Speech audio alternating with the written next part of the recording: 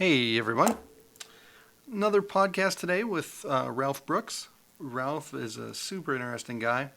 Our conversation today goes all over the place from parts that he's involved with that get used by SpaceX on rockets and the International Space Station, and gun control. He has a business, Keystone Arms, that he builds ARs and different guns. And then we go all over the place, just talk about a lot of topics, and had a good time. He's a super interesting guy to talk to, and hope you guys enjoy it.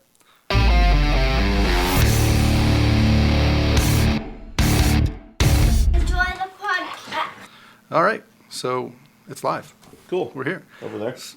No, just right into the mic. Oh, okay. That's the camera over there for the Right. Facebook folks, but Okay. for the important people, they're listening to this on one of those podcast. podcast Yeah, things, yeah. Got to drive it back to the podcast. We might not have to the figure Facebook. out how to move that camera so it is more in the middle here, Really?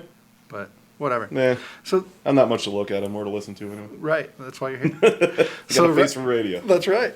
We all do, I think. So Ralph comes in today to do the podcast, and you're a man of many talents, and I don't know about talents, but jack of all trades, master of none is one of my Right, favorite right. things to say.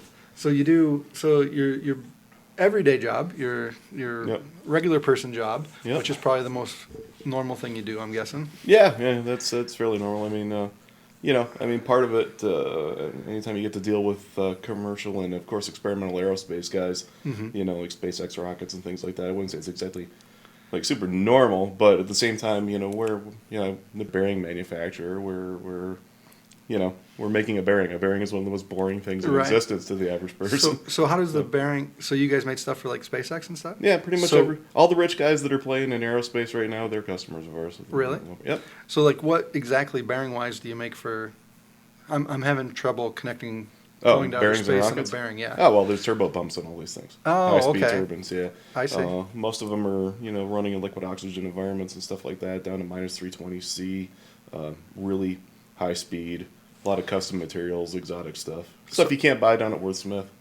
So how do you test your bearing at negative 325 degrees? I mean, you guys have chambers and stuff? To be honest, when you're getting into stuff like that, most of the OEMs, most of the people that are using these things, they've already got their own test bed set up.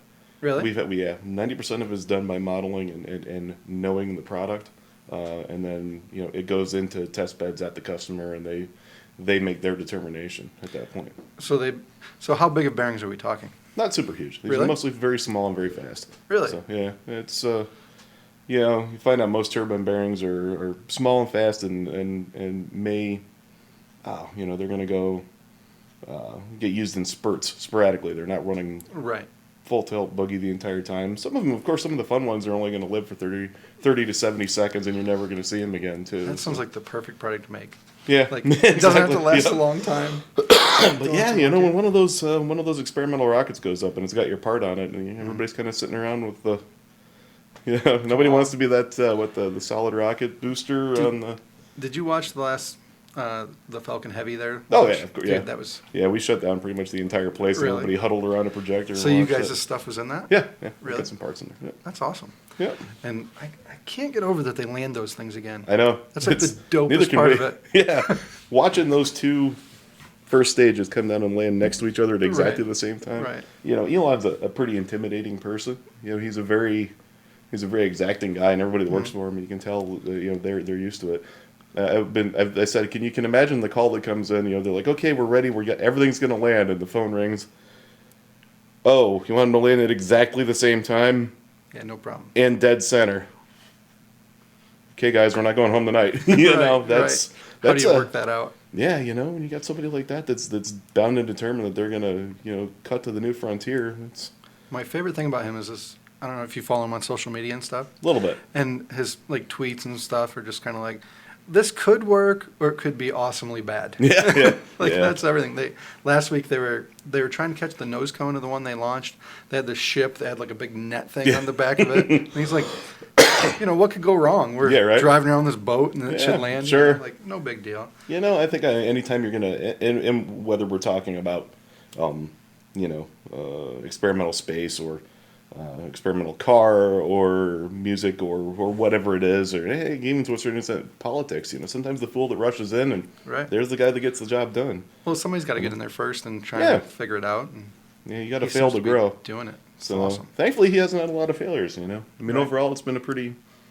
It's been interesting watching them grow and being connected to it and as a part of it for sure. I had no idea that there was that Yeah, connection. yeah, That's yeah. pretty sweet. So So, all the rich guys that are trying to go into space, Mhm.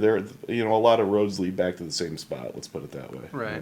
There's not a lot of people out there that are serving niche markets like that. So a lot of these guys are ending up back at the same engineering houses, same vendors, things like that. It's so you need the same parts to do the same same thing, concept. basically. Yeah, basic same concept. That's pretty cool. So, during the day, you build bearings for space shuttles. Mm-hmm. Yeah, for stuff. Hey, we do it for shit spreaders and combines too. Right. You know what I mean? There's everything in there. Other super glamorous things Other as well. other super cool stuff. Right, Actually, right. well, you want to talk about a super glamorous one? Or it's kind of funny. There's one that we've got in the space station ISS, and it goes in the urine processor. Really? And it basically reverse osmosis. It pulls the water out of the urine and makes it potable water again for the astronauts. So we've got bearings that are made out of a special chunk of material that nobody else is making, and it spends its entire life in piss. Perfect. That's glamorous. That's super glamorous. So how does something like that come out? So this is where I get fascinated with this stuff. Hmm. Do they come to you and say, hey, we need a bearing to do this? Or do they give you the spec already and say, make this? Or It can be either way. Really? I mean, sometimes we've got customers that come in, they're fully engineered and ready to go. Sometimes they come and they go, we've got a problem, fix it. Mm-hmm. And it's an engineering heavy place, and the guy that owns the place has been in the business for a long time and has lots of solutions, so Right. it helps. In that case, one of the gentlemen at NASA at a Glenn Research Center is the patent holder of this special material, this nitinol, which if you Google it, it's some pretty fantastic stuff. They claim that people on the internet claim that it came from the Roswell space crash, that it's miracle material from outer space. It's memory material. You can fold it, spindle it, mutilate it, do whatever you want, let it go. It goes right back to where it was. Really? And it's also corrosion resistant to the level of something that no stainless could ever hope to be. So this guy has a patent on the material, and he says, I think this will work for a bearing in this because, I mean, human urine is really corrosive. Right. It's very acidic. I think this could work, but I need somebody to make a bearing out of it. And even though it's really hard to machine, impossible to hold, springs all over the place, we figured out how to get it done and got it in there, and it worked well. So That's sweet. Yeah. So what else do they use that material for? Like what was the original, besides the Roswell? a lot of glasses frames were made out of it, at least in the Really? last 10, 15 years. You've seen those glasses frames that you Yep. can bend and they come right back? That's the most common commercial material application for it.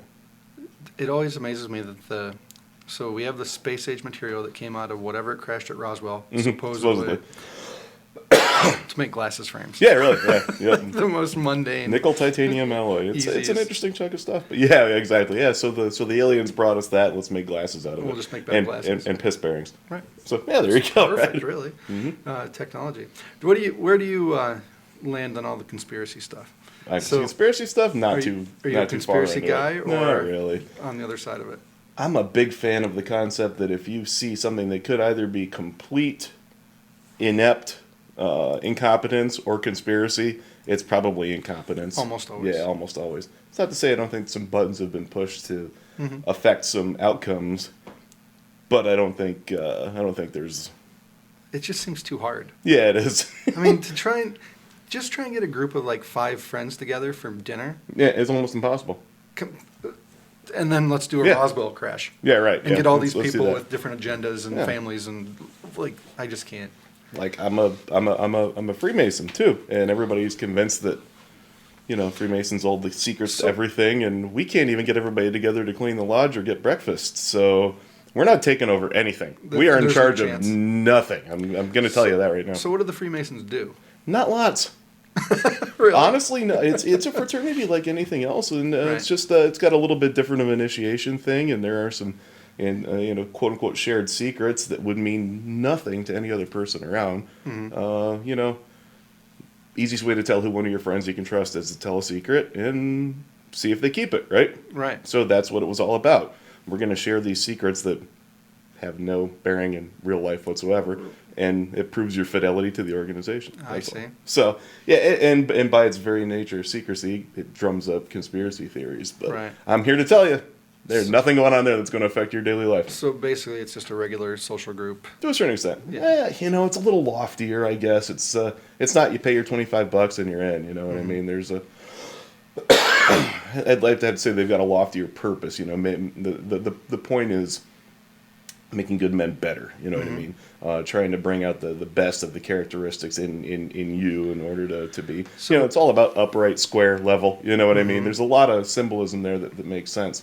And I think the code of conduct is a little more strict, but I mean, hey, they kept me, right. so. So is it like a peer group sort of deal where you're trying to like, hey, I'm working on this, and you work together to? Oh no, Like that it's at all? Or not is it just self-helpy more- stuff like that. It's more the overlying mantra. You know what I mean? It's the mission statement, so to speak, is a little more based in that rather than we're gonna have a potluck dinner. Right. You know what I mean? Right. And there's nothing I'm not saying that disparagingly. It's just it's got a different vibe, and I think it's from when it originated.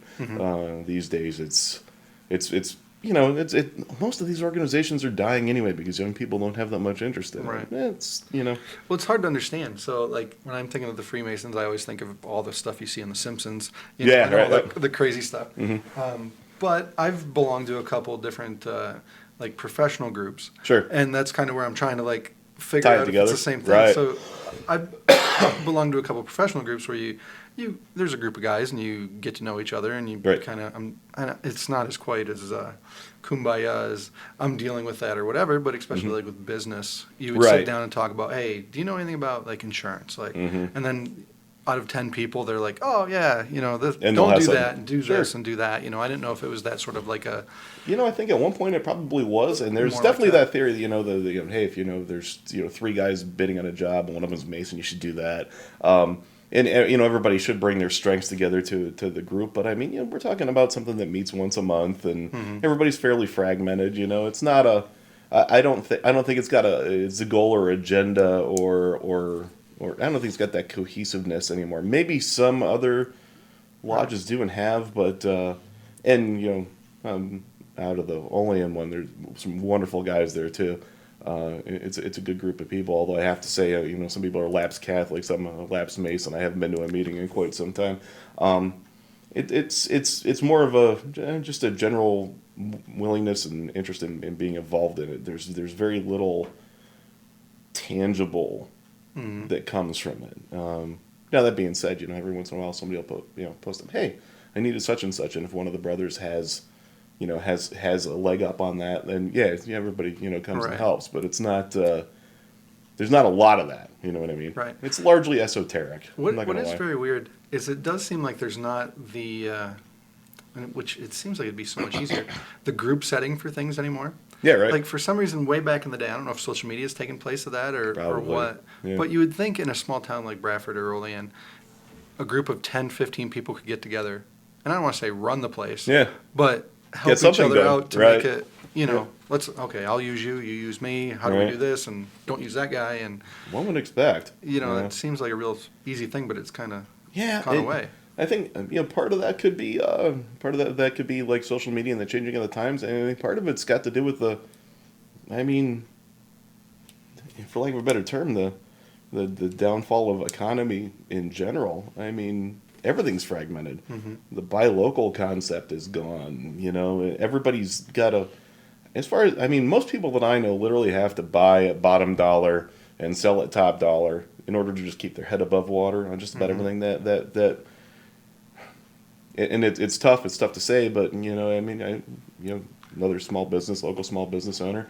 There's lots of times you just can't be competitive, and how often can you depend on your neighbors and friends to choose to overpay Right. you, and how many times can you choose to charge your rate to them or cut your neck to help them out before Right. it just doesn't work anymore. Right, and at It's some point tough. it doesn't make any Yeah, sense. I think the reality of the economy and the world that we're living in prevents us from being able to be that and it's the farther away you get from the Amish, the less of a likelihood that is. Right. You know what I right, mean? Right. So- You just don't have the control. And then there's the Yeah. competition's just too strong. Exactly. Yeah. So I mean, one of the problems we face in business is the person that's doing this.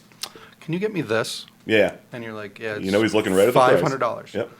All right, well, I can have it from Amazon tomorrow for $4.95. Yep. And you're like, Yep. all right. Yeah. It's just like there's no value on the local No at all. You know, it's just the bottom dollar, and the value is this. Now, Yep. it's not how much, and could you help me pick it out? And that, Yeah. that's yeah. what. You know, it's the things that you don't get along with an online order, you know, the customer service, you know, Right. instruction, help, you know, somebody that you can call or something. But nobody thinks about that. Everybody thinks price and delivery first It's on just- everything. That's the way it Just goes. is what it is. Yeah. You know? Instant gratification, and then Right. the farther we get into the information age and the new generations that are used to instant gratification on everything, it's just going to be more that way. Right. And at the end of the day, is that customer service worth $100 more or $50 more? You never know, I guess. Maybe. Could be, yeah. That's what it is. Maybe not. I know if I was, you know, when somebody's buying an AR or a handgun from me, you know, our markup is next to nothing. Right. Some of the gun shops get decent markups on stuff, and I don't know if that face-to-face support is worth a big markup. You know Well, what I mean? Now, if I was installing a turbo on a diesel that I didn't know was going to work right, I probably would overpay you. You know Well, what I it mean? just- I think it's different levels of craftsmanship are involved, or Right. technical Like know-how. what is a real struggle with, I think, any business, especially a niche business, which for those that don't know, you do have a gun business where you Yeah, you- Keystone Tactical Firearms. We're down in So- Lewis Run. Yeah. So It's you almost need customers that don't know anything about anything to a certain, yeah, you have and to be help educated. them become Yeah. experts. Yep, and then once they're an expert, then they can move on and do Right. whatever they want to. Yeah. So- We're not selling the product; we're selling the experience. Right. And we've said that all along. It's at some point you're going to outgrow me. You're going to understand how all these things work, and you're going to be able to go off on your own, and that's fine. I mean, I got into it to be, you know, part of my hobby turned into a business on the side. Right. And that happens to so many people. Yep. You know what I mean? I didn't get into it because I wanted to get rich on it. So. So what is your like main, as far as guns go? Yeah. What's your main? Of course, the AR-15, That's the the gun one? of the gun of the of topic for the day. Yeah, Right. that's the bread and butter of our. You know, I mean, we have some retail sales, but you know, we got into this to make something sort of new and interesting. You know, so we've got our own brand now. We're not just selling somebody else's stuff. It's our own manufactured lower and everything. So break that down to me, because I have an AR-15. There's actually one probably about 15 feet away from us. Good to know. Did you And- make sure you locked it up so that it can't attack us? Well, I've been keeping an eye on okay, it. good. Just to make That's sure. a good idea. But so I have the most basic, I don't even know if it's a Bushmaster or what the hell it is, just the most Sure. basic. And that's where my knowledge stops. Right. I know where the bullets go. Yep. I know how to get them out. Yeah. That's fun. That's 90% of what you need to So know about them, to be honest. what is the ones, this is where I need help, because, and it could get dangerous once Okay. I have this knowledge. But what is it that you do that makes it, like, obviously I see all your Facebook posts of all the lowers and everything that you guys make. Sure. What's the difference between what you have versus that? Honestly, not a whole heck of a lot. What's the difference between us and them? You know, there's two different camps out there. There's people that go out and buy a gun. Then there's guys. It's an erector set. The AR-15's an erector set. Right. It can be built in any number of different ways. And there's people out there that want the erector set one that's built the way that they want it, but they're not necessarily going to go do it. So we're sort of the midpoint between that. We're the guys that nerded out and built every dumb thing with every dumb attachment, and wow, this is all cool. And we're your, you know, hi, yeah, this is our lower receiver. We haven't committed this to a firearm yet. This isn't done and on the shelf and you take what you get. What do you want to do with it? Where do you want to be? What do you think is cool? What do you want? Is Right. it going to be fun? You want it pink and stuff like that because your girlfriend likes it? You know what? Right. You know, and that's what. You know, I'd like to say, you know, along with custom modifications like compensators and other general gunsmithing, we're threading barrels for the PA guys or moving threads for the New York guys. You know what I mean? Right. And things like that. You know, that's really what we bring to it is you know, we can help you figure out your erector set the first couple times through, and then after that, you're on your own. So is there a functionality difference? Like, or is it because Typically, I no. get confused. Yeah. Typically, no. I mean, realistically, we're not pumping out anything that isn't going to do virtually the same thing as what you're going to get from somebody else. Might be a custom caliber. My business partner, Matt Gustin, he's a Bradford police officer too. He's left-handed, so he tends to specialize on helping the left-hand guys get what they want, and that's a niche in and of itself.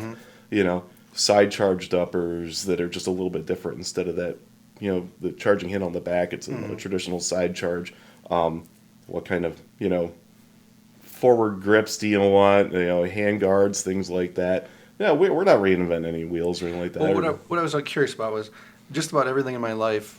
When you start into it, I feel like guns are kind of the same way.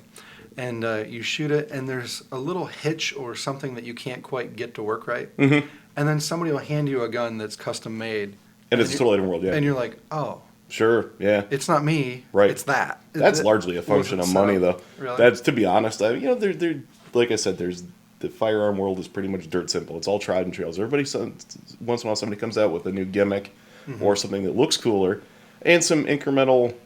Every once in a while, a new caliber will come out that's cool, like 6.5 Creedmoor. You know what I mean? It's kind of taken over the whole, mid-long range shooting thing. Somebody will come out with something like that, but more often than that, it's just a matter of actual build quality. You know what I mean? It's no different than if you go and you pay for the F-250 work truck or the loaded King Ranch. Yeah, exactly, King Ranch or whatever the heck. It's the same thing. It's just same basic concept. I don't want to say it's always you get what you pay for, because something that we're putting together at the shop down there, by hand, by ourselves, might still come into the $600 under range. And it should, if we know what we're doing, should run better than, an out-of-the-box Delton or something like that. Right. But that's it. Like I said, 90% of it is just how the thing's put together. I mean, you talk about a fancy one or a nice one's been runs better. That's a drop-in trigger. That's not rocket science either. Nobody's doing anything that fantastic down here. It's just the spin you put on it, the flavor you put on it, whether anybody grabs onto it or not. You got a cool logo. Yeah. That's it right there. It's got that logo on it. I think you're really selling yourself well here. Really? We don't do anything special at all. It's just a regular. No, thing. it's well to a certain extent. I mean, like I said, we specialize on being that support group, that one that helps you get from nothing to something. One of the things that I think you're probably, if I can speak for you a little bit, sure, is once you do it all the time, everything becomes kind of routine. Yeah, where you're just like, to those not in it, they see it and they're like, wow, this is the coolest thing ever. Like, this is that and the other thing. Where I get that way with diesel trucks and engines and all that kind of stuff, and I'm just like, oh yeah, I know, it's a 1,000-horse truck. Like, well, yeah, exactly. Who cares? Yeah. But if you're not in that, if you're not super into it, you wouldn't know that. I don't know, it's completely different. It's same. I mean, I experienced it with the gun shop. I mean, we decided to be an SOT. We can do suppressors and short-barreled rifles, short-barreled shotguns. We can do machine guns, everything. And that way, now we got a half a dozen machine guns in the safe. I can't remember the last time I thought, wow, I want to go shoot one of those. Right. What I do like to do is go out to the range and hand it to somebody else and see the smile on their face for the first time when they do it. Enjoy it. There's still a cool factor. But yeah, it's turned into whatever. With the suppressor deal. So that's like a recent law change that pretty much everybody can do it, or how's that? No, we're an SOT. We actually paid a whole pile of extra money per year, including registering with ITAR to be able to make these and or sell them. There's been a lot of dealers on things. Dale down there at Acme, he's been selling them for years. This is nothing new and interesting. The law remains the same right now. It's just like anything else. If you're a law-abiding, sane, rational individual in Pennsylvania, you can go in and file what they call a Form 4, I think. Yeah, Form 4 with the ATF, and you pay a $200 tax stamp, and you twiddle your thumbs for 9 months while they look at it, and then when it's done, you can go pick up your suppressor. That's been the same for ad nauseum. So that's per suppressor. Yeah, $200 tax. That's not like a license. Nope. To suppress. Nope. No. Everything you've got, even if you have spare parts to one, if you have leftover spare parts, technically you're supposed to destroy them. I replaced some baffles because these ones went bad. You're supposed to. Each one counts as another. Really? The way the laws are written is pretty convoluted and can be interpreted in many different ways. So I'm sure as a gun guy and it being a side business, all the hoopla going on right now with the school shootings. Oh, there's a hoopla. I hadn't noticed. Yeah. Really? Jeez. So under the radar there? Yeah. I mean, it happens every couple of years. I was fairly involved in it fairly early, and I mean all through the Obama administration. Everybody was convinced that the next hammer was going to fall and everything was going to go away. And don't get me wrong, I firmly believe that there's a lot of people out there that would like to drop the hammer and go and take everything away from everybody. Right. But the likelihood is that not much changes. So as a gun guy Mhm. on this last one that you saw, where do you end up on it? So you're not even. I'm not talking the reaction to it. Sure. As a gun guy, what's your feelings when you see something like that? Like, are you Yeah, it's terrible. right? I mean, obviously, I don't think anybody wants to see a whole school full of people shot up. But do you think, like, what when you look at that and go, "Geez, I don't think this should. I hope this never happens again." Sure. What's your next thought? How? Yeah, of course. How? I mean, because that's what I'm always curious. it's tough, and I understand the knee-jerk reaction that says, "Oh my, it's this black rifle and this is the thing," and so I try to calmly collect some facts and figures. Try to calmly collect some facts and figures, and to speak to why, statistically speaking, in the grand scheme of things, the evil black AR-15 is not even, doesn't even register on the grand scheme of things as to what kills people or even kids or anything. I mean, it's such an insignificant number that it's if you want to save lives, it's not the first place to look. Right. The logical fallacy of misleading vividness comes into play, where this is terrible. We've got a bunch of dead kids in a school. Wow, this is awful, and that's connected to it. We need to do something about that. Right. While vivid and while disturbing, and while it's something that pretty much it should, unless you're a completely heartless ass, it should affect you in your core in some manner. There's a lot there's a lot more things out there that are a lot bigger of an actual problem, and that sits very poorly with people to hear. And they go, well, if one person is dead and one mother is crying and one family is hurt and one school is shaken, that's too many. I agree completely. At the same time, we had a lot of guys go to war and die over and over again, tunes of millions, to enshrine these first 10 amendments as rights. And you don't just go poking at that lightly, even when a tragedy is involved. So here's the one that I see all the time, and I completely understand where it comes from. Is so all of these shootings and the Vegas one and all that, AR is always there. Yep. The AR is like always there. So you see it, and this last one especially. I remember thinking, geez, I worry about my own daughter and all those emotions you have, like, geez. And then you end up at a place like, do we really need an AR-15 in society? Right. And, I have one. I'm not saying anything about it. But at the end of the day, I'm like, I could probably live without it. Yeah. You know what I mean? So I end up in that spot where I'm like, I don't know. I don't know. Right. It's I tough. think we should have it, but... It's tough, and the justification, what it comes down to it is, and this is something that also sits poorly with people, it's a Bill of Rights, not a Bill of Needs. Right. Need doesn't factor into it. Is that enough? Right. I don't know. I know what my belief is. I know that I wouldn't voluntarily give up my car because my neighbor drove drunk and ran somebody over. I wouldn't voluntarily give up my freedom of speech because somebody bullied someone to death. It's really hard to come up with an analogy that is right. I see tons of them on Facebook or wherever all the time.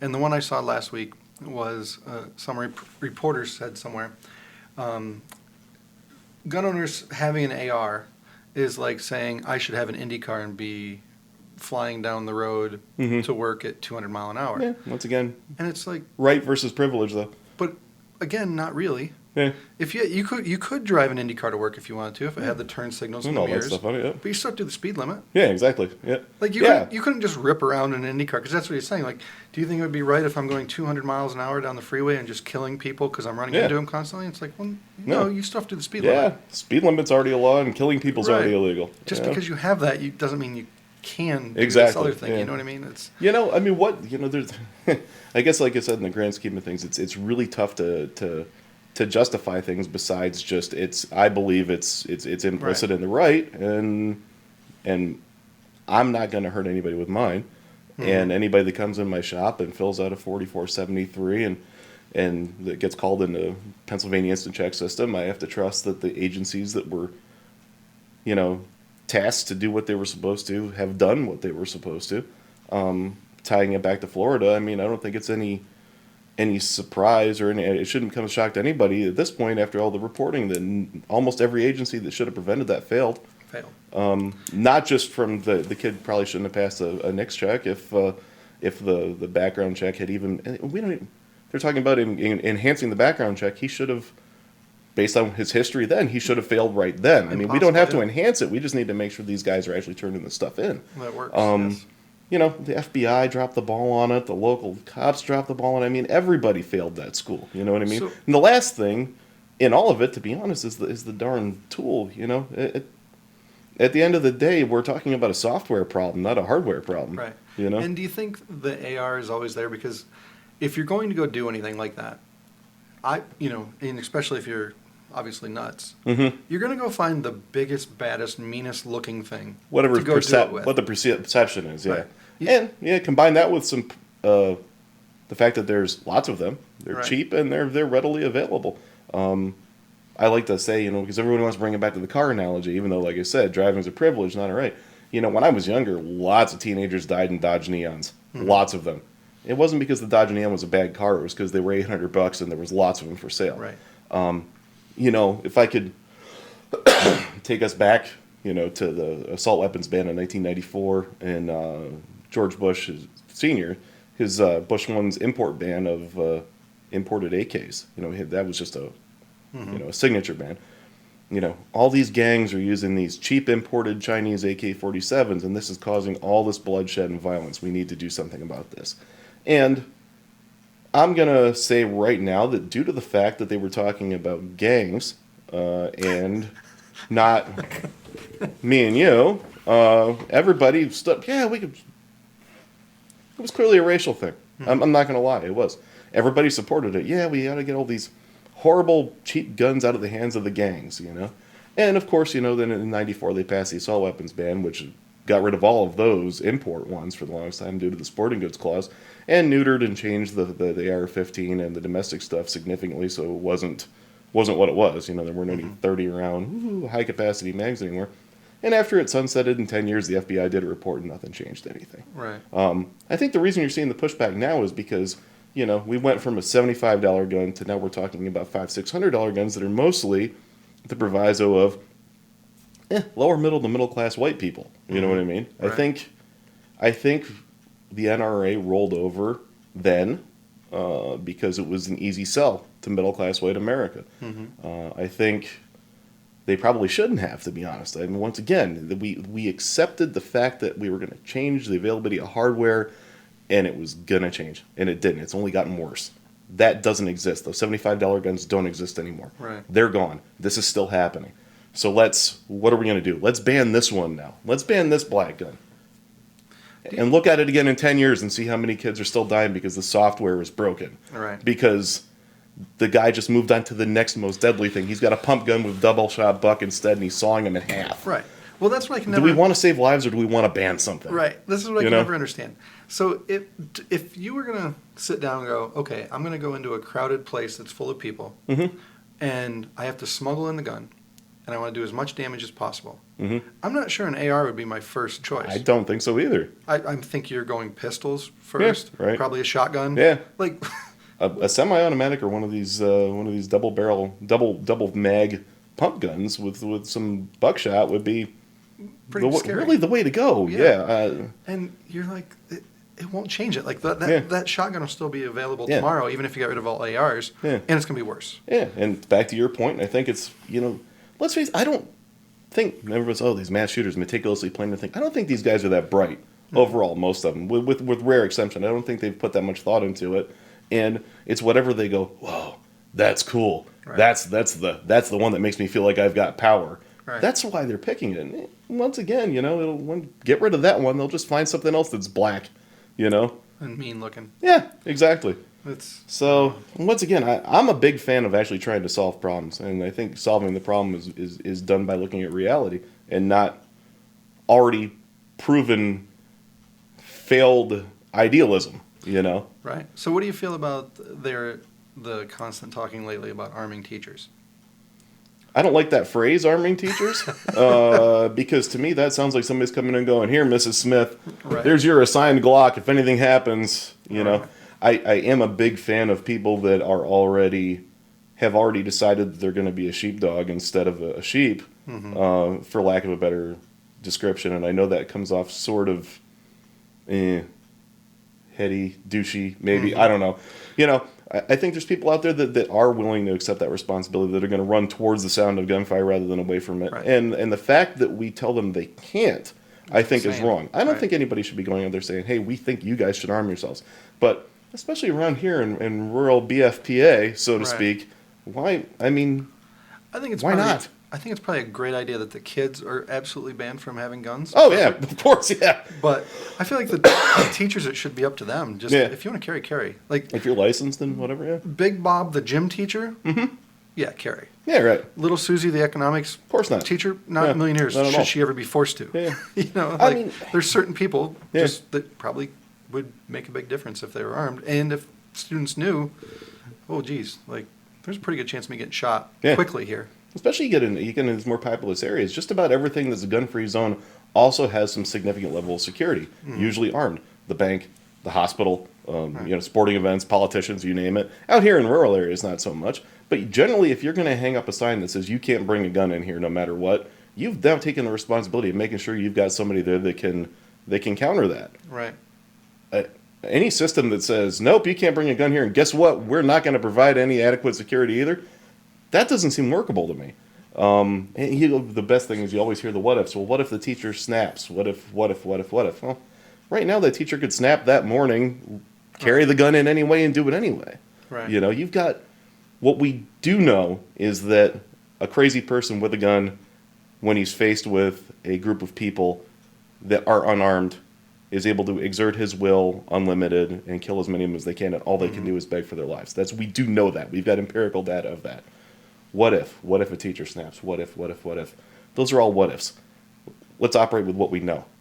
The other thing I always wonder is, any of these people that are going in and being shooters or doing one of these mass shootings, have they ever even shot a gun before? A lot of them are doing it right off the cuff. And have they ever actually killed something before? More than likely not.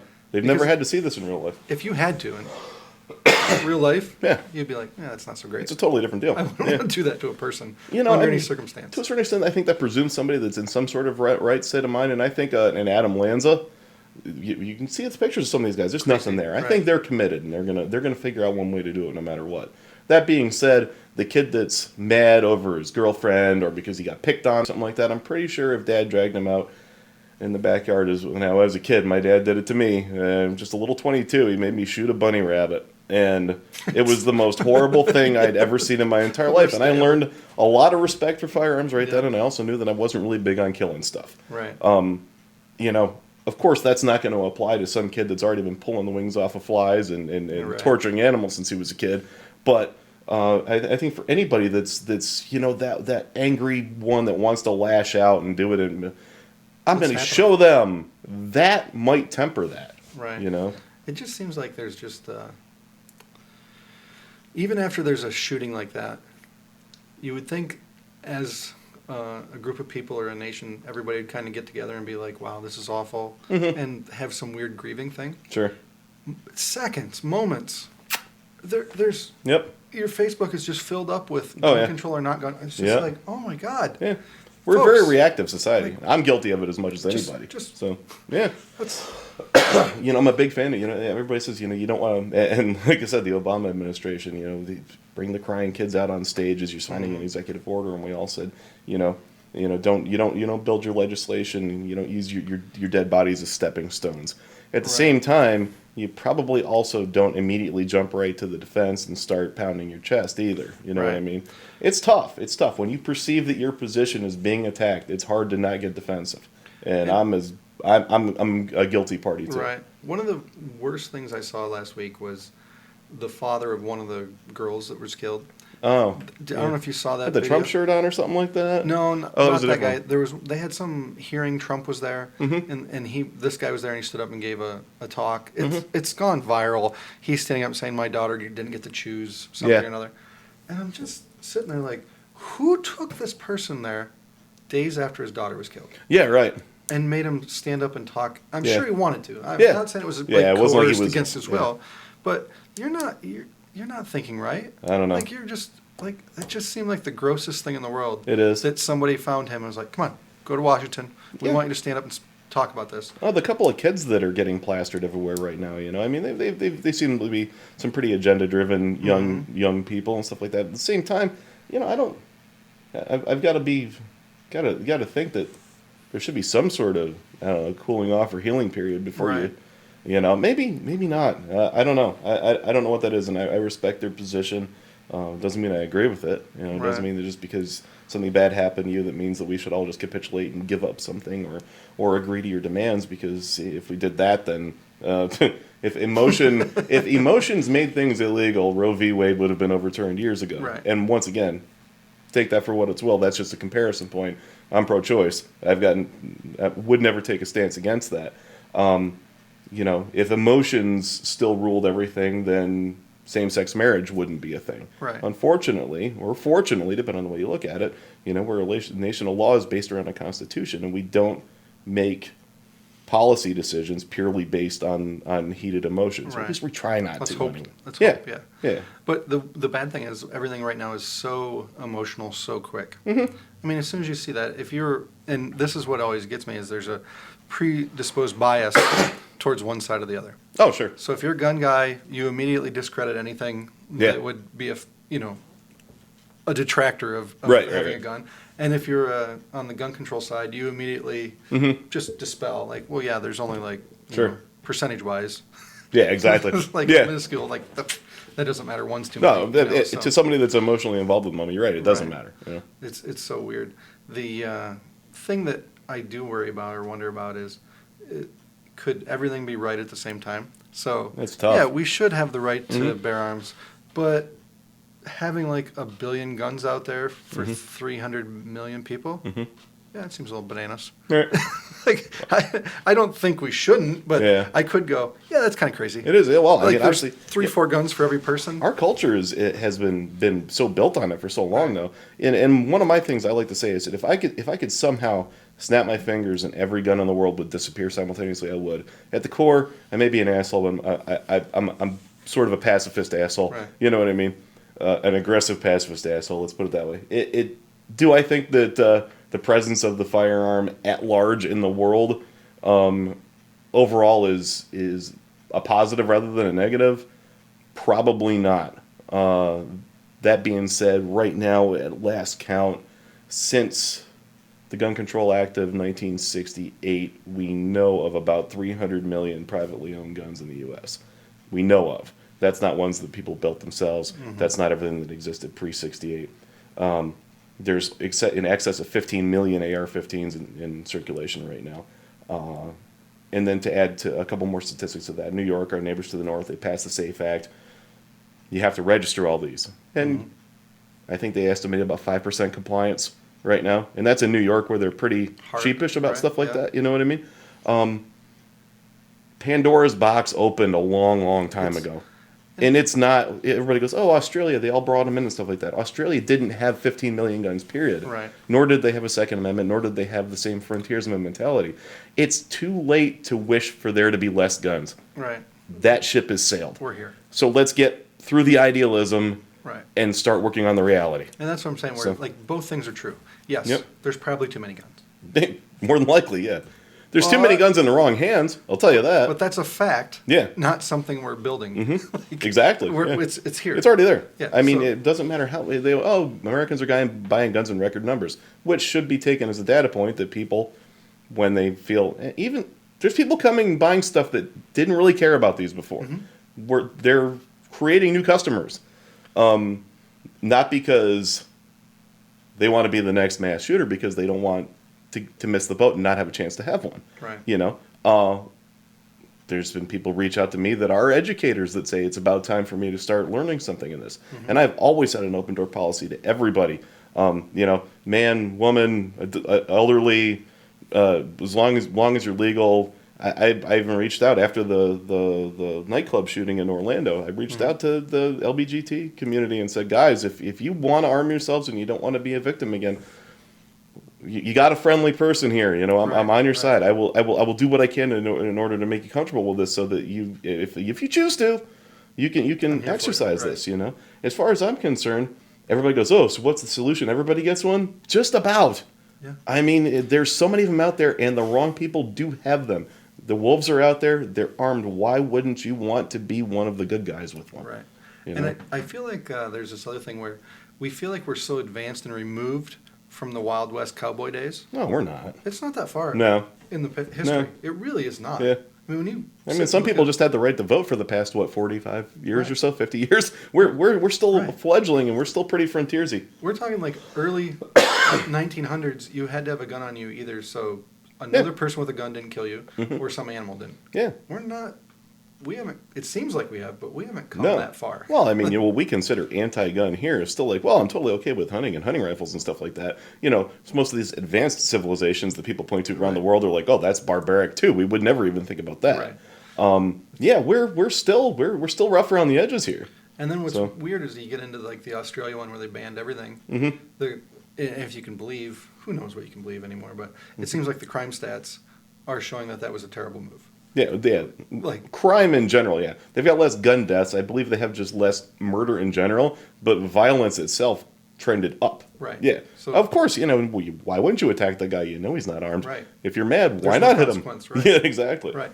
We're now, like, especially as someone that carries a gun all the time, and I'm sure you're the same way, Yeah. you kind of look at the world, because I started carrying probably like, 8-9 years ago. Mhm.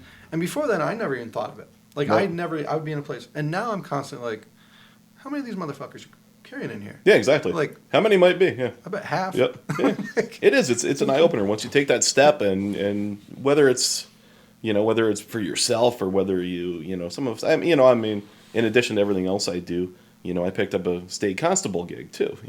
And not knowing exactly what it was, What thinking is it? it's I don't mostly a know what paper it- server, to be honest. Really? You get a badge. You go do the firearms training. The same. You have to do the same qualifications that the police do. You bear a badge and a gun and the whole 9 yards. But you're definitely not.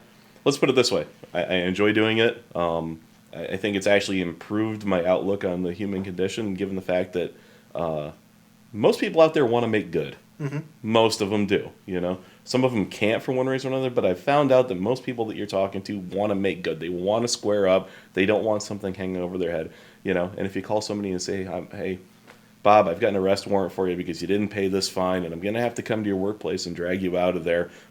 I don't want to, and I understand this is a hard time of year, and your taxes are probably coming in. Can you be down sometime by mid-February to take care of this? And almost, yep, I'm going to take care of it as soon as I possibly can. Thanks for the warning. You know what I mean? Right. Thanks for the heads up. And they take themselves down and take care of it. Right. Every one of them so far. It's been absolutely...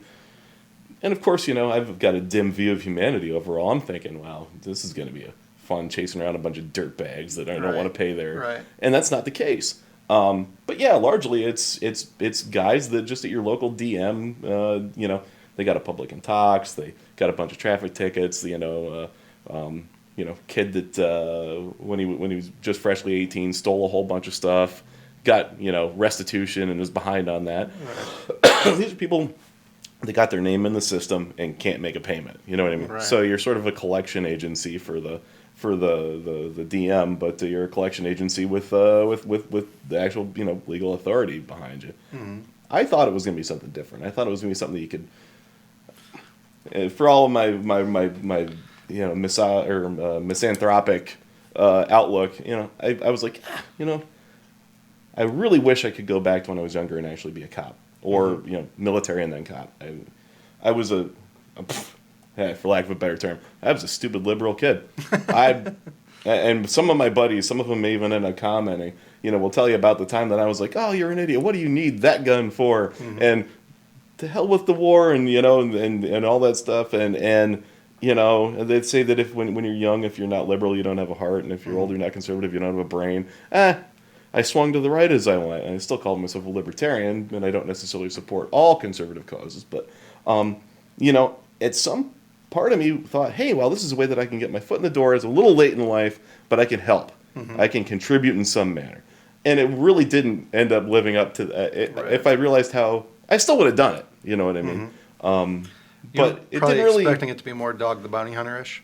No. chasing down people and finding them and stuff like that? Or No, honestly, I thought it would just be a little more contributory. I guess I don't know. It's hard to say. It's perception versus reality. Right. And and once again, that's something else too. You say, once you started carrying, how many of these other idiots in here are, Right. how many other people are, and in itself, it is a deterrent. It's an eye opener. I think if a lot of other people took that responsibility on, making themselves somewhat of a, for lack of a better term, either you're protecting yourself or at least you're a shepherd of the people immediately around you, they might appreciate that position a little bit more and notice that.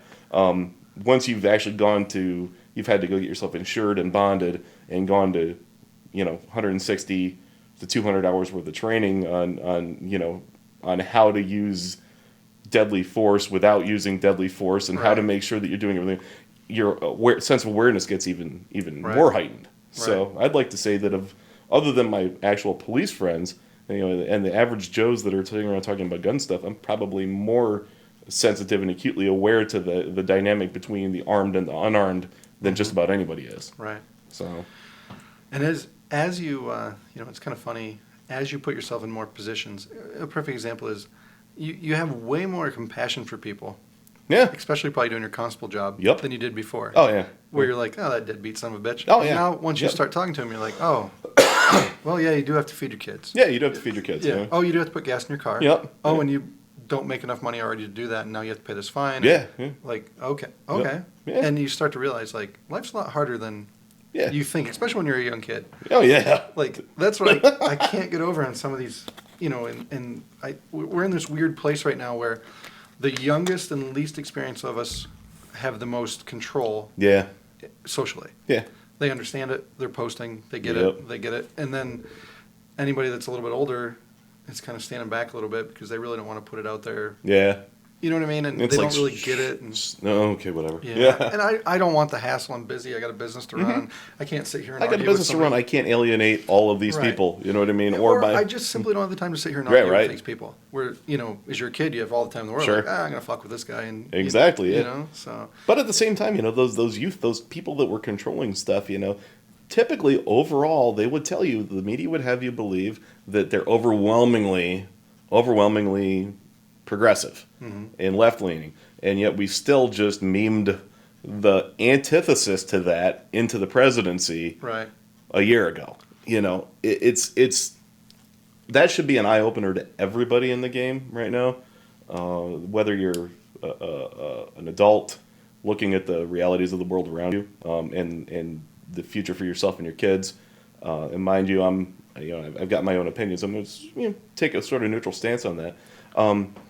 That following these media trends and stuff like that isn't necessarily going to lead you to the light or the better way. No. Whether you're an older person or whether you're a younger person, that should be an awakening to everybody. Even those of us that that had some level of support or did support were blown away by the fact that happened. We were literally shocked that in the face of social media, the quote-unquote silent majorities turned out in droves. Right. And still affected a change that nobody saw coming. Two things I get from that. One, a lot more people out there are doing than talking right now. They're voting, they're coming out rather than talking about it. And two, whether you agree with the outlook or not, everybody that was a Bernie Sanders supporter should be completely thrilled about the fact that Donald Trump won, because it's proof that proof that you could beat the establishment. Right. Now, if you want to talk about whether the Russians helped or anything like that, Right. that's something completely different. But the system wasn't bought and paid for by the people that everybody swears it was bought and paid for by. Right. Right. Or the backlash was so overwhelming that it was enough to tip the scale. That should give everybody a little bit of hope. And it does seem like something that was supposed to worked there. Yeah. Like something Exactly. that we didn't really believe in. We didn't think it was, but it worked somehow. Why couldn't it work in other cases where, I wish we could have gotten something way better than we got yeah, as a prize. in general, but yeah.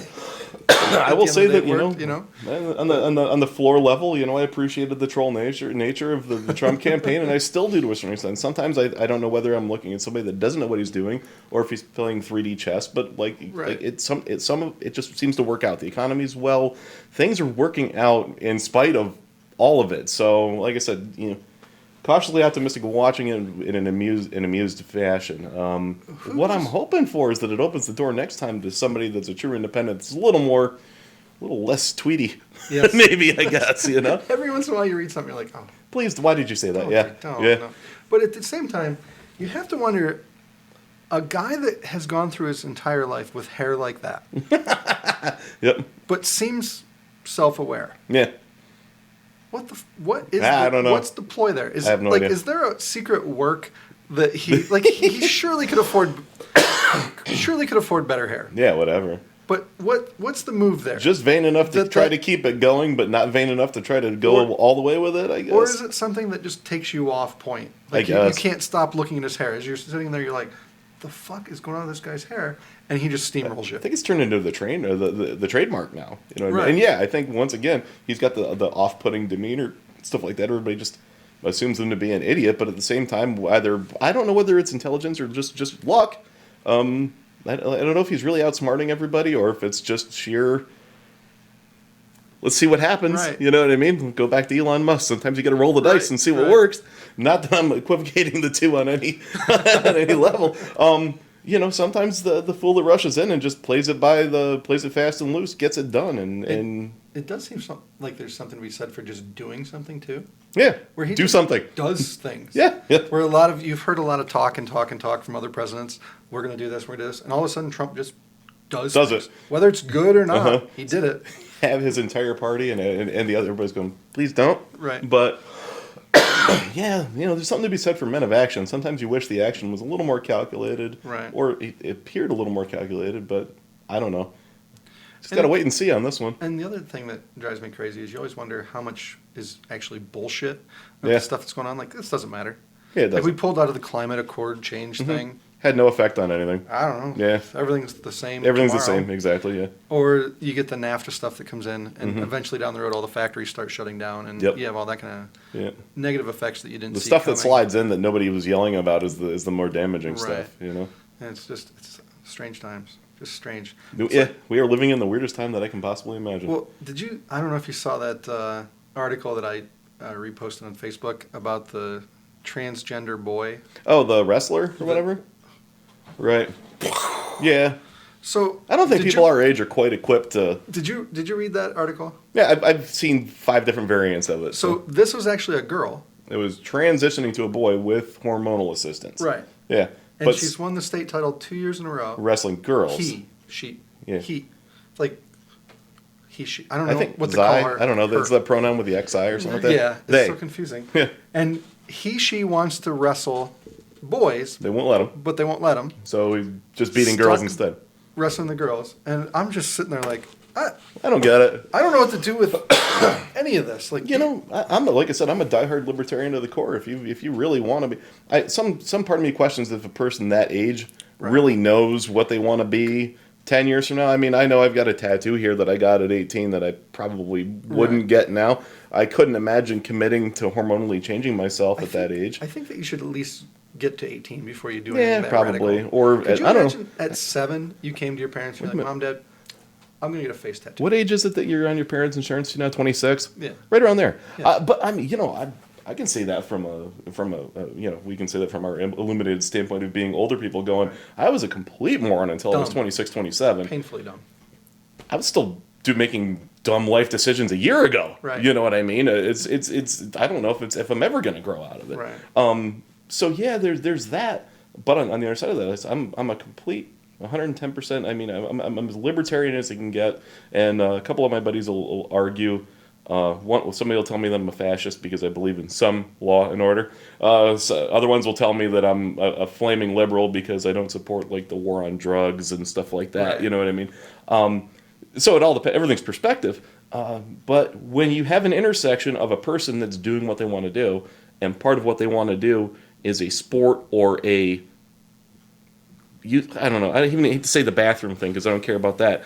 But where it intersects with somebody else, where it's they're not that, they're not augmented. You've got this anomaly. You've got this flyer. If this was a boy wrestling boys and he was taking testosterone, they would say you're doping. Right. So it's a girl wrestling. Well, ostensibly, still physically a girl wrestling girls, and she's doping. I mean, if she was in the Olympics, she'd get thrown out. What I wonder though is, they say steroids, and obviously she's taking supplements, but on what level?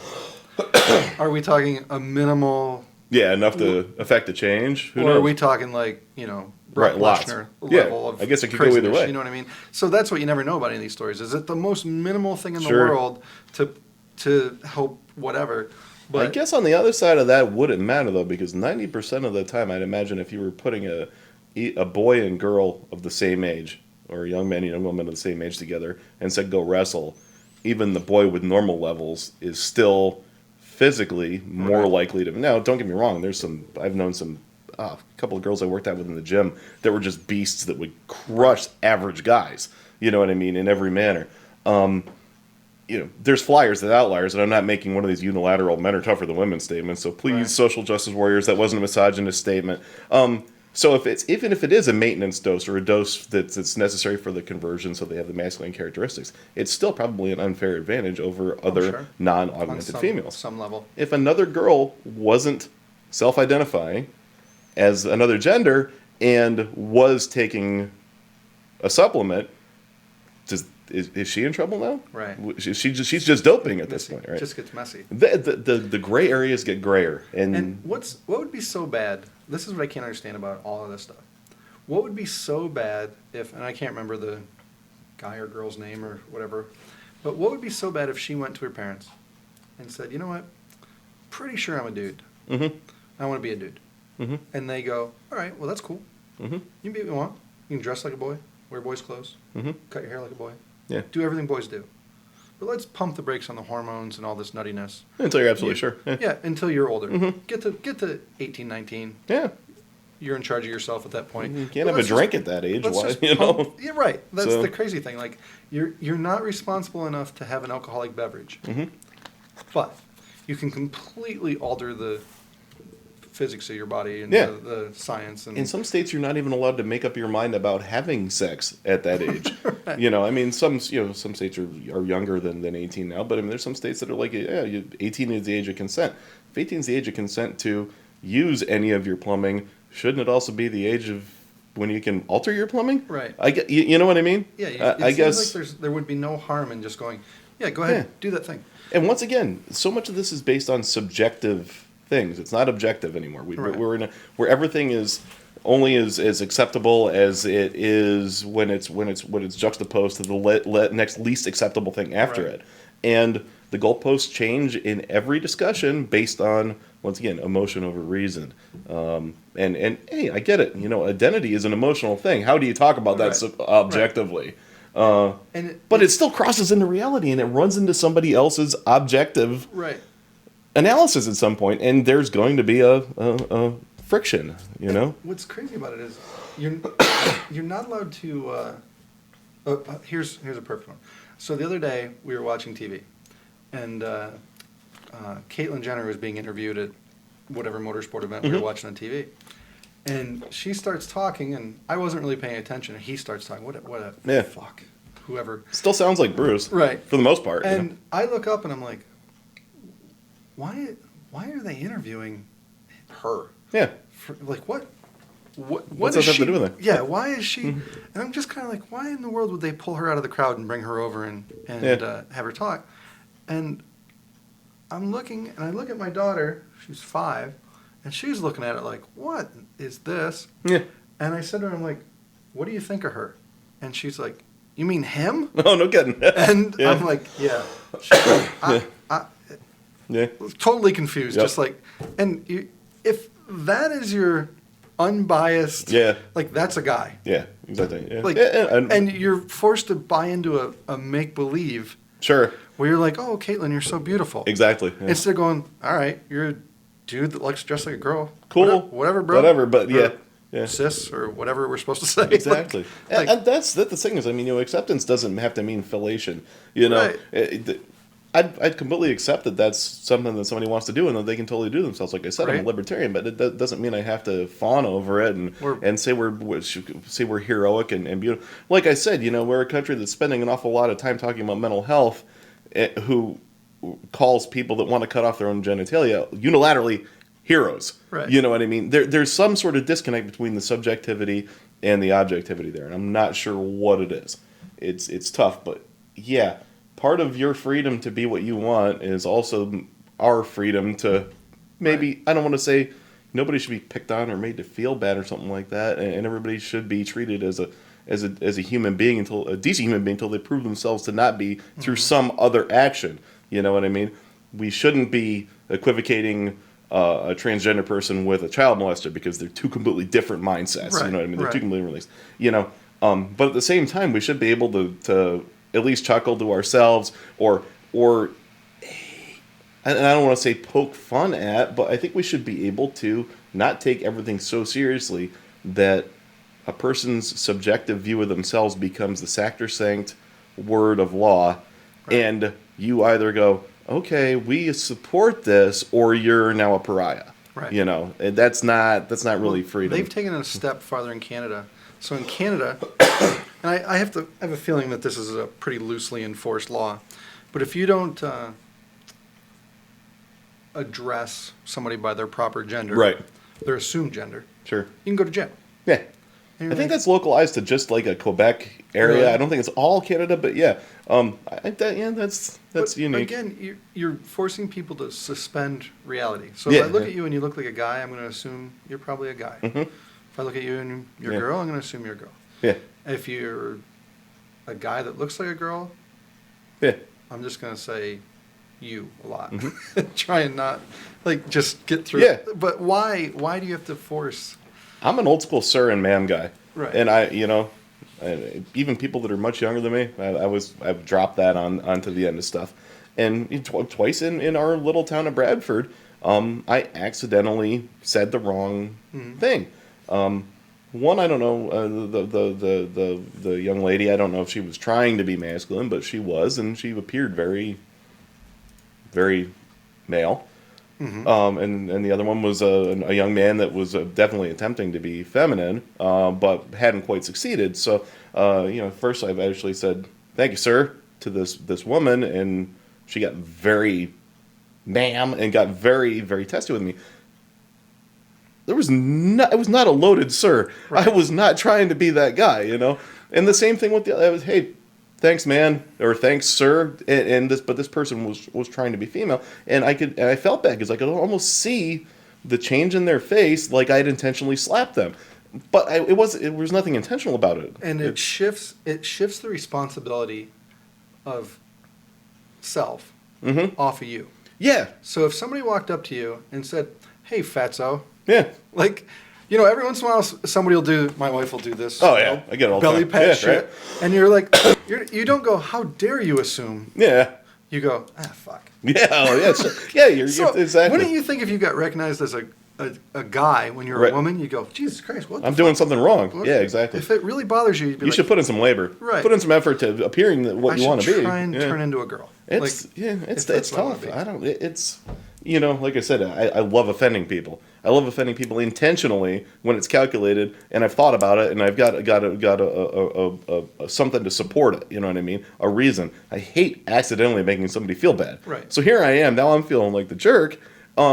And there's no recourse after that. There's no You can't- recourse. you You can't- sorry, whatever the heck, Sorry, But once again, yeah, that person is now taking my mistake. They've placed their immediate emotion is hinging upon my ability to perceive either a non-reality or b a reality that isn't Right. evident. And I always go back to the analogy of if you went everywhere dressed like a firefighter, and then got upset if people assumed that you were a firefighter, quit it. Yeah, right. Or Walks vice like a versa. duck, yada yada Yeah, yada. if stuff like you're that. showing up dressed like a firefighter, people just assume. Sure. Great, always dress like a firefighter wherever you go. Uh-huh. If that's what you need in your life. Yeah. But you can't. People are obviously going to have a visual reaction to. Yeah, of how you course, look no matter what, to you the know, external so- stimulus, So I don't know. It's just, And I mean, it's so strange. I'm one of these people that I have to make a disclaimer everywhere I go. or anytime I do something, I'm doing something like this. My views are only mine and not of my employer, not of my gun shop, not of my constableness, not of my sound business, not of my band, anything like that. So I know it's I'm one of those people that should come with a warning label.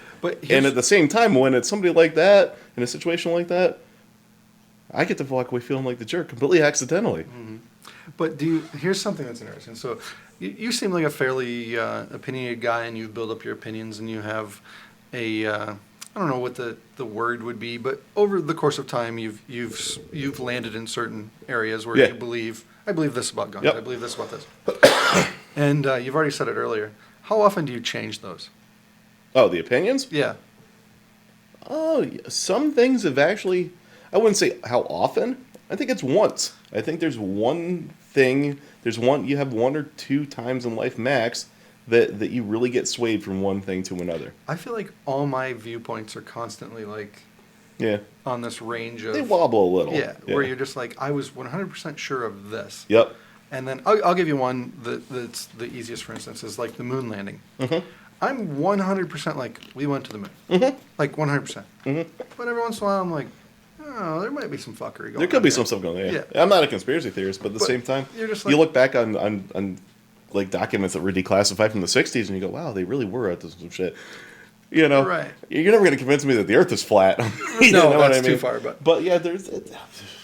So I kind of get that way on everything, and then there was a thing that was so weird today about the Florida shooting that it was police officers that were going in and doing the shooting. I don't know if you've seen that. Oh my God! There was a woman. It was actually like I didn't watch it all. I was busy today, but there was a woman who I want to say was a teacher or something there, mm-hmm. and she was getting interviewed by ABC, and there was words going across. I wasn't really listening to it, but she was saying something like she walked in and she saw somebody in full SWAT mm-hmm. gear shooting. Right. And she assumed it was a police officer. Right.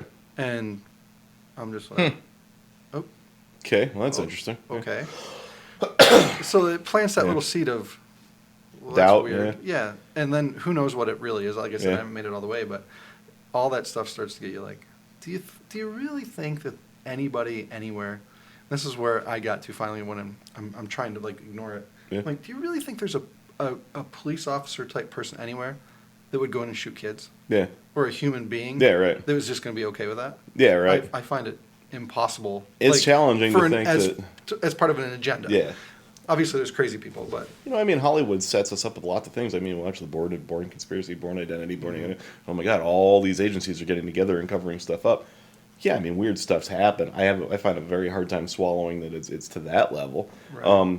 At the same time, I'm skeptical of government. If I wasn't skeptical of government, I wouldn't give a damn about the Second Amendment overall. Right. I sure as heck wouldn't give a damn about an AR-15 at that point.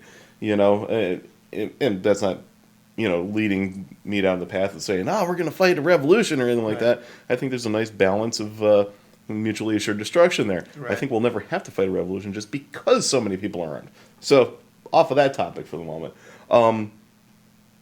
Like I said, I'm a big fan of the simplest answer usually being the right one. Right. Does that mean that I don't think that sometimes perhaps people that are telegraphing some of their ability or their intentions might not get ignored in order to further an agenda? Mm-hmm. Maybe. The Manchurian Candidate is. It's a thing.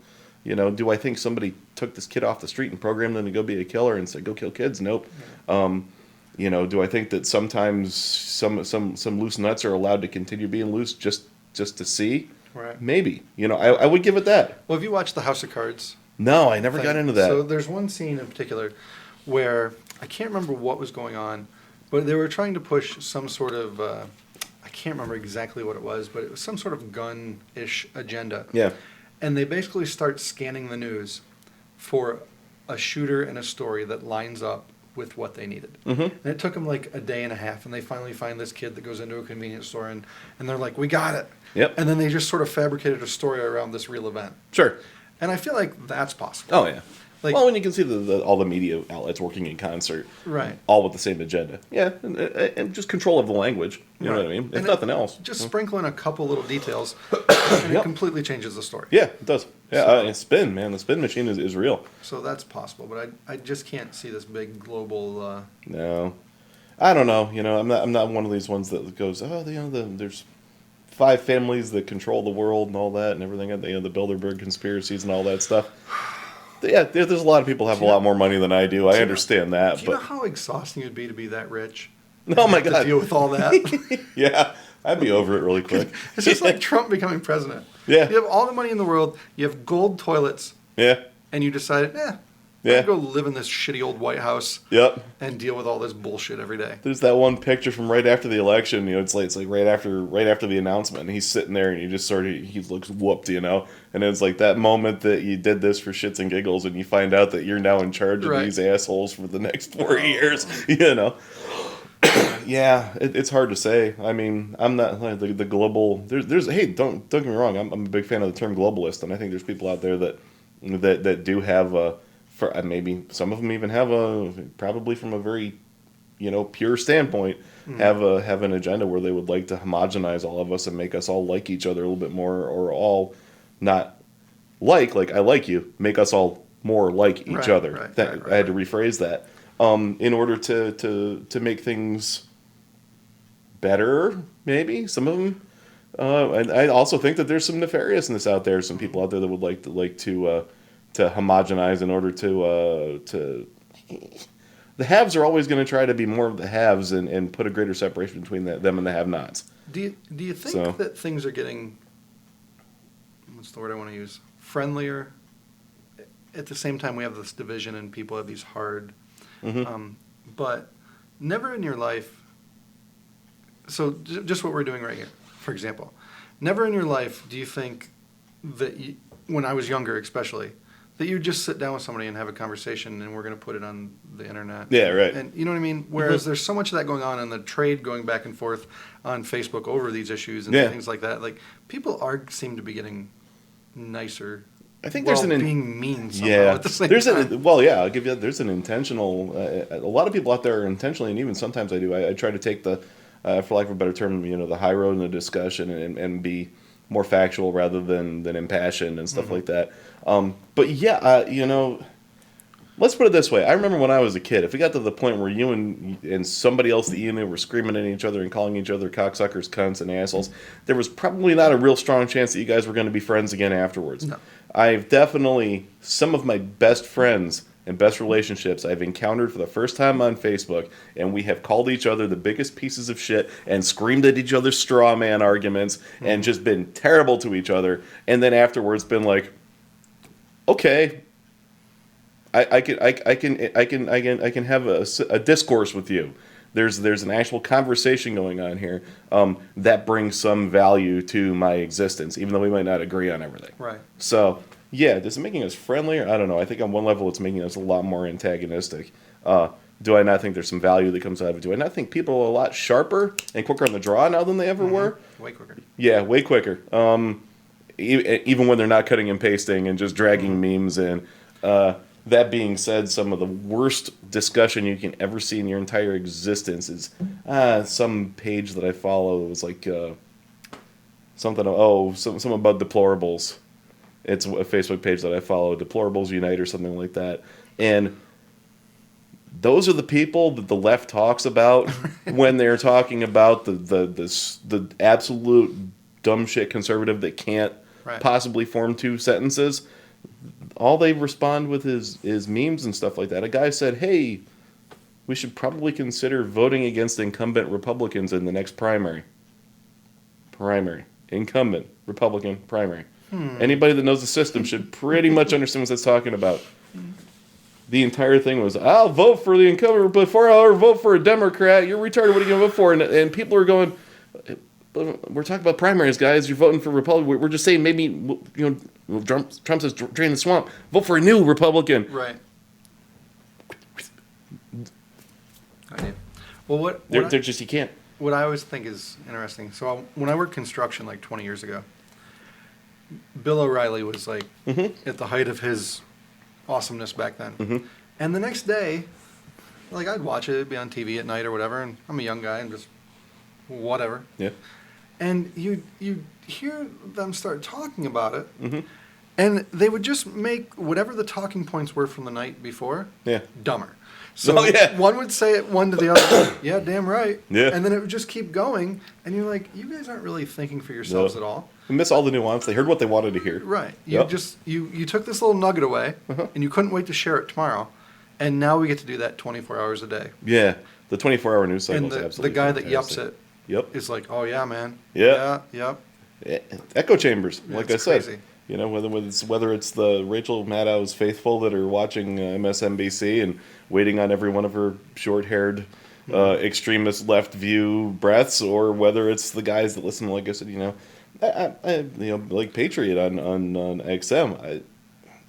For people that I supposedly have a whole bunch of common with, I can't stand it. Right. You know, there's an abject lack of, and even though, let's say Mark Levin or Will Cow or something like that's talking, they're talking to an echo chamber, and people just call in and they're like, damn right, I don't know. I like to think that there isn't any voice on a box out there that I'm going to line up with 100%. Right.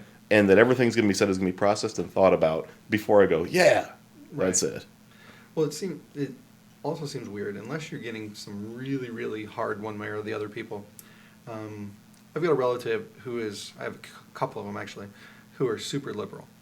You would think by watching what they post on Facebook and watching, kind of, you would expect them. But then you get together, we all have a couple beers, and we start talking about things. And we're all pretty much in the same place. Yeah. Like, I don't know, this seems crazy. Yeah, that's pretty crazy. I don't think we should do this. I don't think we should do that. But if you look at their online persona, You'd swear that they're hard that way. Yeah. Hard. And I feel like everybody's kind of that way. There's two things to play there. I think you've got we temper ourselves, which is the real one. I guess is the thing. Right. The when you get in your own space and it's your pulpit, one person can have a great conversation. One person and 10 people, that's a mob. Right. When it's your pulpit. So is that online persona their true character bubbling through and what they really wish they were, and they're tempering it in real life because they're afraid they might get punched in the mouth or whatever. Like I said, a lot of people I know that if they talked the way in real life as they do on Facebook, they wouldn't have any teeth. No. But myself included, probably. The other thing though is, on Facebook or social media, you always get a chance to just sit there. So you read something that bugs you or you want to dispute, you're just like, all right, let me Google a little bit. All right, okay, I got it. Yep. No, that doesn't sound right. Yep. There it is. Click. Yep. We're in conversation. You can't do that unless you're quick on the draw. So I think a lot of people get beaten down. In real life that maybe wouldn't. You can formulate your arguments a lot better in typing than you can. Right. And then I'd say that about myself too. You don't have the immediate reaction. So if you were to say something to me right now that was way out of whack, you'd be able to tell by my face, like, I'm not making sense here. Yeah, exactly. Whereas I don't think you have that online. You just get all the nuances gone. You know what I mean? Yeah. So I feel like in person you finally get the back and forth where you're like, oh, okay. Yeah. He really doesn't hate this. Or exactly. Yeah. You know what I mean? It's just such a weird. Oh yeah, the way you phrase stuff. I mean, in real life, you can call somebody a cocksucker if you've got the right amount of tact that it's still going to go over. Right. That's one of the, once again, referring back to constable training. I mean, there's 80% of your cues in an interaction with somebody are visual. Right. It's not audible or anything like that. And then 10% roughly is audible, and then the smallest amount is the actual words they're using. Right. Just like to a certain extent, we're kind of like a couple of dogs. Oh, we're gonna go to the vet today. You're gonna get spayed. We're gonna cut your balls off. And the dog's like, yeah, because of the way it's being said. Right. People are the same way too. Social engineering has got a lot behind it, and realistically. Yeah, I mean, I can have some really bang up conversations in person, and I found this out afterwards with people that online I just wanted to reach through the screen and snap their neck. Right. Nuance is lost in typing. That's why every email you send at work, it's a good idea to follow over the phone call. Right. You know what I mean? Let's talk about this, and then I'll send the email, or vice versa. So much gets lost in written communication. And it's so funny that a lot of people that you expect that were mad, especially text. Text is the worst. For me. Yeah. Like I'll get a text, I'm like, Jesus Christ, like what? What did I do?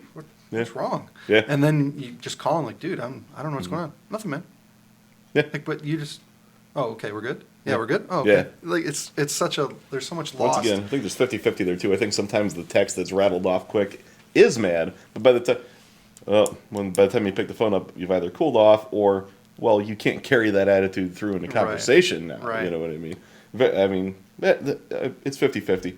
I think 50% is loss of nuance, and 50% it's a lot harder to backpedal once you've said it the way you mean it. Right. You know, you can type it however you want, and you can still backpedal. And then it's out there. I was hacked. Yeah. Well, man, Yeah, it's a good time. I think we should wrap this baby up. Probably. Once again, just if you don't mind, my opinions are mine and my own, and not my employers or anybody that I associate with. And hopefully, we didn't piss off anybody too bad. And hopefully, if you're mad for a good reason and you think about it. I don't think we said anything real Not too far. wild here. I don't think so. No. Yeah. But then again, I mean, moderate here is still ultra right, crazy, psychotic. You just don't know. Yeah, you never know. Well, anyways, man, It's a good time. good times. We'll do it again. I would love to.